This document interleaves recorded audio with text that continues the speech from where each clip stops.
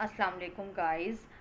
हमारा next topic है data containers. Data containers मेरे पास क्या होते हैं, जो डेटा को कंट्रोल कर रहे होते हैं, जो डेटा को होल्ड कर रहे होते हैं, सॉरी कंट्रोल नहीं, होल्ड कर रहे होते हैं, और different type of data at a time contain कर रहे होते हैं। मल्टीपल डेटा इनके अंदर सेव होता है। कोई रिस्ट्रिक्शन नहीं होती कि मेरे पास ये वाला डेटा सेव होगा, ये डेटा टाइप का, और ये वाला डेटा सेव नहीं होगा।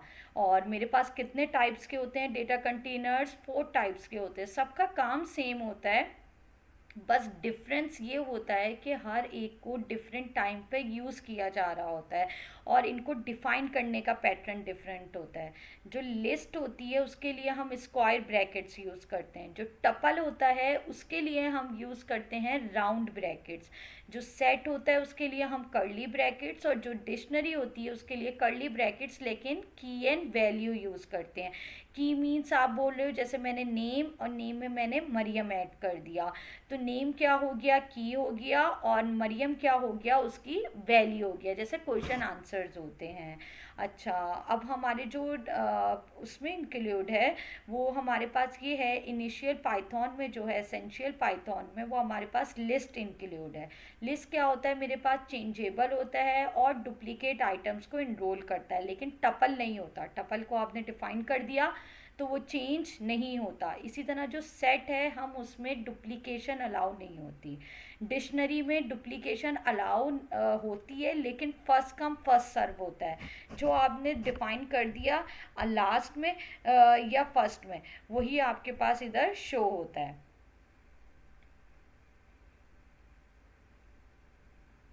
इसके बाद इसके हैं कुछ प्री डिफाइंड फंक्शंस। इधर मैंने इधर डिफाइन कर दिया, इधर फ्रूट्स लिख के दिखाया। आप देख रहे हैं कि मैंने फ्रूट्स की लिस्ट बनाई और इसमें different type of data enroll करवाया। 4 जो है वो इंटीजर है, ग्रेप्स पर एप्पल बनाना आपके पास स्ट्रिंग है, और 6.5 जो है वो है आपके पास फ्लोट। और इसी तरह आप टाइप चेक कर सकते हो अपने डेटा टाइप की। तो टाइप चेक करने के लिए आप क्या यूज़ करोगे डेटा टाइप की? जब भी आपको टाइप चेक करनी होगी आप लिखोगे टाइप, और अपने ब्रैकेट में लिखोगे आप अपने डेटा का नेम, तो आपको वो बता देगा कि आपने किस टाइप का डेटा इधर इनरोल किया है। इसी तरह आपके पास इधर क्या है, कंट्रीज़। आप ज़रूरी नहीं है कि आप मल्टीपल टाइप ऑफ का ही आप वो बनाओ, लिस्ट बनाओ। आप सिंपल भी बना सकते हो। कंट्रीज़ में क्या है, सिर्फ स्ट्रिंग है। आपके पास माइनम में क्या है, आपके पास सिर्फ नंबर्स हैं। इसी तरह इसके डिफरेंट टाइप ऑफ फंक्शंस होते हैं। अपेंड, अपेंड क्या कर रहा है इधर? अपेंड आपके पास ये कर रहा है कि जब भी आपको कोई आइटम लास्ट में इनरोल करवाना होगा तो आप अपेंड के थ्रू इसको इनरोल करवा सकते हो। सिर्फ डॉट करके लिखना है। अब आप पूछोगे ये फंक्शंस हमें याद करने पड़ेंगे? नो, ये आपके पास ऑलरेडी इसमें डिफाइन होते हैं, प्री डिफाइन होते हैं। सही है, जैसे ही आप डॉट लिखते हो तो ये फंक्शंस आपके पास आ जाते हैं। उसके बाद आ जाता है इंडेक्सिंग। 2 टाइप्स की इंडेक्सिंग होती है। इंडेक्सिंग आपकी पोजीशन को बताता है, नेगेटिव हो या पॉजिटिव हो, दोनों टाइप की हो सकती है। इंडेक्सिंग हमेशा ज़ीरो से स्टार्ट होगी। अगर आप फॉरवर्ड इंडेक्सिंग कर रहे हो तो वो ज़ीरो से स्टार्ट होगी, और नेगेटिव इंडेक्सिंग -1 से स्टार्ट होगी। और पोजीशन बताता है कि कौन से पोजीशन पर कौन सा एलिमेंट प्लेस है। इंसर्ट, इंसर्ट क्या करता है, स्पेसिफिक पोजीशन पर आपके पास उस एलिमेंट को प्लेस करता है with the help of indexing ही।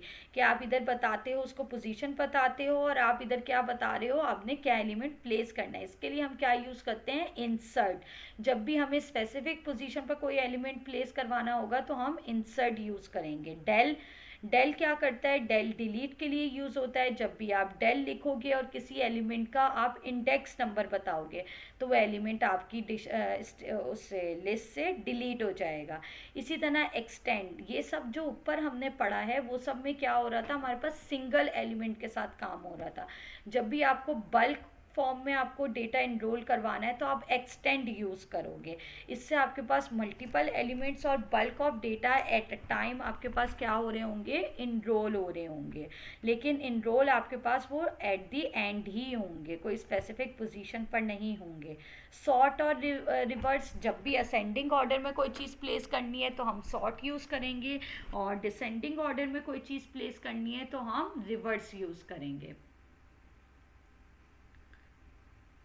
अब नेक्स्ट आ जाते हैं। नेक्स्ट में हमारे पास है स्लाइसिंग। थोड़ा सा डिफ़िकल्ट तो नहीं होता, बस थोड़ा सा ट्रिकी होता है। इसको समझना बहुत आसान है, अगर आप समझ लो तो आप इस पर बहुत अच्छा काम कर सकते हो। इसके फ्लो में समझने के लिए इसमें क्या देखना होता है, हमें ये देखना होता है कि इसमें हमारे पास क्या हो रहा होता है। एप्पल, बनाना, ग्रेप्स, पीच, चेरी, हम इसमें डेटा को डिवाइड कर रहे हैं। आप सबको पता है, आप सब ने पढ़ा है कि रेशो में क्या हो रहा होता है, आपका डेटा डिवाइड हो रहा होता है।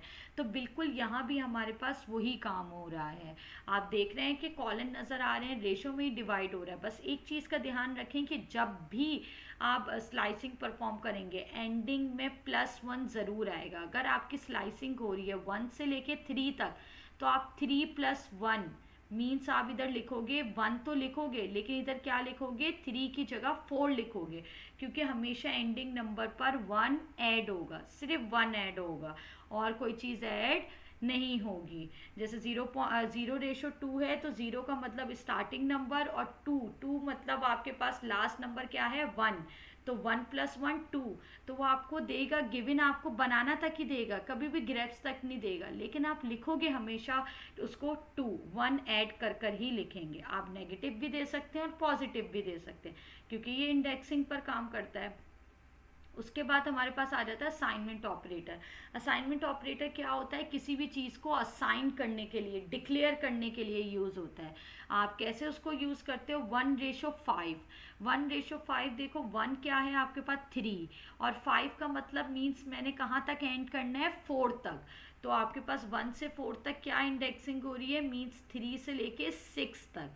तो इस जगह क्या प्लेस कर दो, 22, 23, 24, 25, तो आपके पास इस जगह रिप्लेस हो जाएगी। तो आप इस तरह इंडेक्सिंग की, स्लाइसिंग की हेल्प से आप रिप्लेसमेंट भी कर सकते हो, स्लाइसिंग और असाइनमेंट ऑपरेटर की हेल्प से।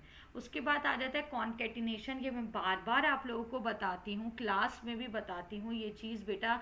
जब भी आप लोग ये जो प्लस साइन है ना, वो डुअल इन नेचर होती है आपके पास कंप्यूटर लैंग्वेज में। अगर आप उसको दो नंबर्स के बीच में ऐड करोगे तो वो क्या हो जाएगा, वो उनको आपके पास मैथमेटिकल फॉर्म में उसको एडिशन करके दिखा देगा। अगर दो स्ट्रिंग के बीच में लिखोगे तो वो उसे ज्वाइन कर कर दिखा देगा।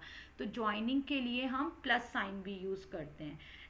नेक्स्ट वन है हमारे पास इन। जो इन होता है वो आपको ये बताता है कि ये एलिमेंट आपके पास है या नहीं। num1 num2, num1 1 2 3, num2 4 5 6। अब मैं नीचे चेक कर रही हूँ, 4 इन num1।